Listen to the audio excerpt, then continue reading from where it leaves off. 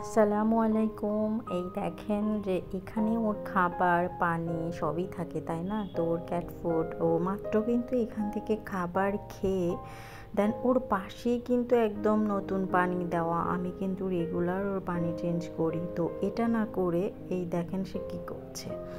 ওর কাজ দেখেন যে ও বাথরুমে এসে অলরেডি বালতির মধ্যে মানে নেমেই যাচ্ছিল। তো দেন তারপর আমি একটু মগে করে ওকে পানি দেওয়া হয়েছে, দেন বসে বসে ও খাচ্ছে। তো ওয়াশরুমটা এরকম এখন শুকনা আছে, যার জন্য ও সুন্দরভাবে বসে খাচ্ছে। বাট ও কী করে জানেন, মাঝে মাঝে ফ্লোরে পানি লেগে থাকে, ওই ফ্লোরের পানি মানে খায়। তো এটা দেখলে মনে করেন কত বড় দুষ্টু হলে এই কাজগুলো করে। ও কিন্তু ওখান থেকে ক্যাট ফুড খেয়ে আসলো, বাট ওর পাশেই কিন্তু ওর পানি ও খায়, সব ওখান থেকেও খায়, বাট ও হচ্ছে মানে এই যে ওয়াশরুমের সুযোগটা পাইলে কখনো সে ছাড়ে না।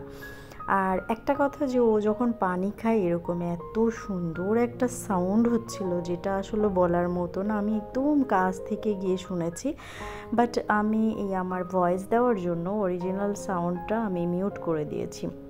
অ্যান্ড রুমে ফ্যান চলছিল, সরি, যার কারণে মানে সাউন্ডটা ঘ্যার ঘ্যার শব্দ হচ্ছিল, এই কারণে আমি মিউট করে আমার ভয়েস দিয়েছি।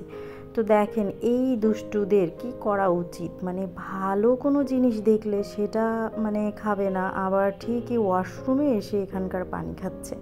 তো ওকে কি কি শাস্তি দেওয়া যায় বলেন? আর কার কার ক্যাট আমার মতো এই কাজগুলো করে, আমার ক্যাটের মতো, অবশ্যই আমাকে কমেন্টস করে জানাবেন যে এরকম মানে দুষ্টু ক্যাট কার কার আছে।